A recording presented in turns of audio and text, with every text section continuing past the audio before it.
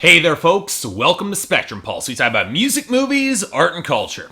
And today we're going to be talking about the newest album from Baroness, titled Purple. So here's something that really bugs me about the state of modern music criticism and journalism. The culture of clickbait. It's frustrating me that lists will always be my most viewed videos, or where I display an extreme polarity of opinion, or when I try to give an honest or thorough opinion, positive or negative, that might differ from the consensus, it gets branded as done so and only to draw the views. Trust me, if I wanted to game the system and draw on the views, I'd keep my review videos at roughly about half the length and they'd be all ranked lists of every single song from least favorite to most. Hell, I should probably try this someday. But putting that aside, nothing else draws more clicks than tragedy, and that's a real sad thing. That's why I was very hesitant to open up a conversation about American sludge metal band Baroness, because inevitably, once you get past the great 1-2 punch that is the red album and the blue album, maybe the fascinating, if kind of overlong double record Yellow and Green, you have to get to the bus crash in 2012. It's the point where many would be right to wonder if Baroness would survive, when 3 of the members were badly injured, 2 eventually leaving the band, and yet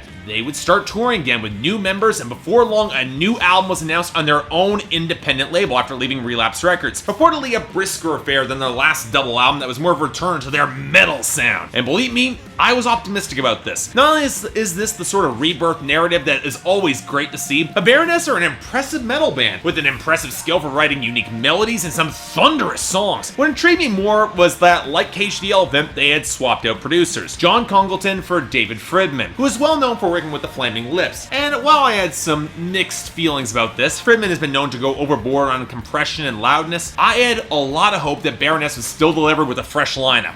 Was I right? Well, here's the thing. I've been through this album a number of times, and I'm convinced that Purple by Baroness is a great album, a damn fine one to end out my year of reviews, but it should also have been a lot better. All the foundation points are here to have made this one, if not Baroness's best album, and yet there's a few little things that just hold it back from me. And the sad thing is that everyone can point to it right out of the gate, especially hardcore fans. So, might as well address it right now. It's the production. Look, I've liked albums that Fridman has produced in the past. He's worked with Sleater Kinney's and natural fit for working with the Flaming Lips, even when they do, okay, all the time overindulge themselves. And for large tracks of this record, he does a damn good job. A huge amount of credit must be given to the new band members. Nick Jostin and Sebastian Thomas are both great on bass, keyboards, and drums, with some stellar chemistry against the guitar work, which is melodic and balanced against some insane riffs as always. And I really like that Baroness was able to balance out that great knack for melody that they showcased on their last record into a real metal framework. Tracks like Shock Me and Chlorine and Wine, and especially Desperation and Burns, are able to bring that crushing, sludgy intensity with very recognizable melodic motifs and hooks while still having that progressive touch that they can mirror across the songs. Hell, even more restrained tracks like If I Have to Wake Up, Will You Stop the Rain have great melodic touches coming through with the spacier keyboards and those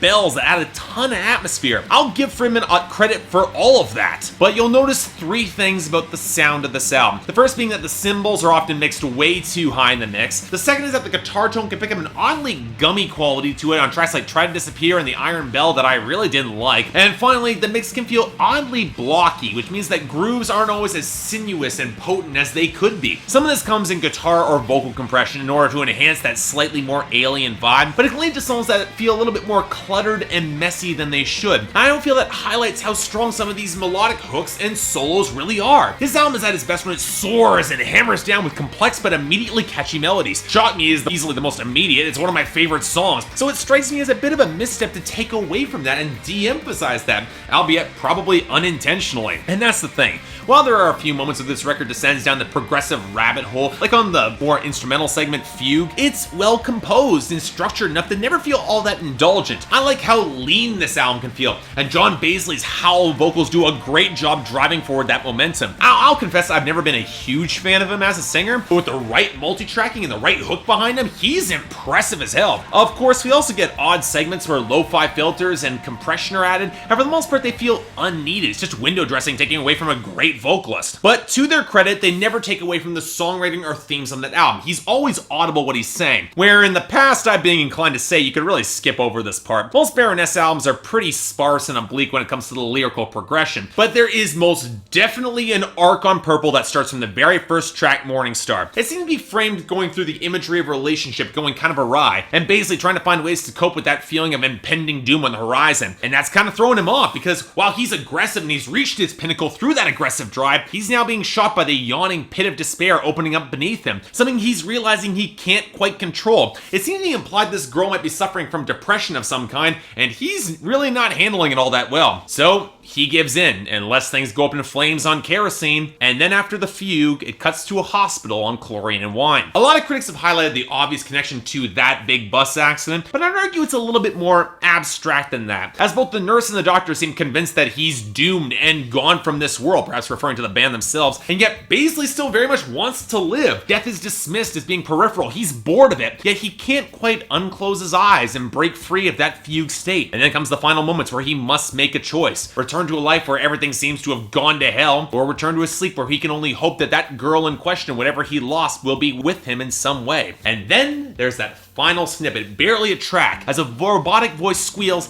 "I've done it! I'm drifting into a world of limitless dimensions." And I like what that path he chose. It seems ambivalent. Drift toward the endless sleep of death, or whatever might have come after, find some solace with his companion, or wake up free, having gone through the fire and reborn to whatever comes ahead. Either way, it's a moment where you get the feeling where whatever that trial has been, it has been passed, and every single road lies open ahead. And I'll be blunt, I really want to love this album a little bit more than I do. The melodies and hooks are excellent, the solos and grooves have real potency, the newfound chemistry between the new band members is superb, and the lyrical arc of this album really is satisfying. The problem is that production just feels a little spottier than it should. Definitely good, let me stress this, but not quite catering to Baroness's strengths the way I'd like to hear it. As it is, I'm not quite sure I like it more than the Blue album, or even some of the best songs off of Yellow and Green, but it definitely scoring a light 8 out of 10 for me, and definitely recommendation. It's a great record. Folks, if you get the chance to grab this near the end of the year or looking for some aggressive and complex metal, this will be right up your alley. Definitely make sure to check this out. So yeah, thanks a lot for watching. If you'd like to like and subscribe, I'd be more than grateful.